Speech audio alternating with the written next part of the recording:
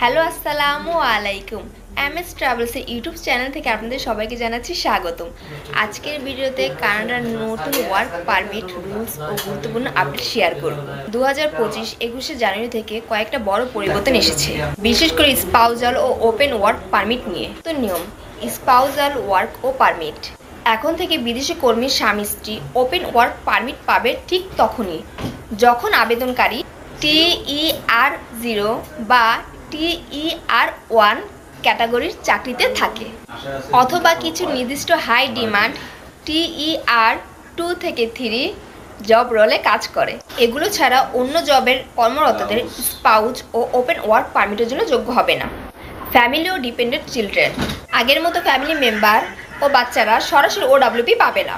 তাদের জন্য আলাদা স্টাডি পারমিট বা ভিসা, ইমিগ্রেশনে আলাদা রুট নিতে হবে। পুরনো OWP স্ট্যাটাস: যারা 21শে জানুয়ারি 2025-এর আগে ওয়ার্ক পারমিট পেয়েছেন তাদের পারমিট আগের মতোই ভ্যালিড থাকবে।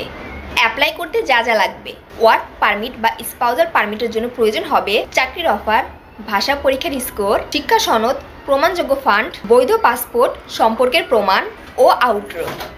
এই পরিবর্তনগুলো অনেকের ফ্যামিলি প্ল্যানিং ও কানাডা স্টাডিতে বড় প্রভাব ফেলতে পারে, তাই আবেদন করার আগে সব রিকোয়ারমেন্ট ভালোভাবে দেখে নেবেন। বন্ধুরা, এই ছিল কানাডার গুরুত্বপূর্ণ আপডেট।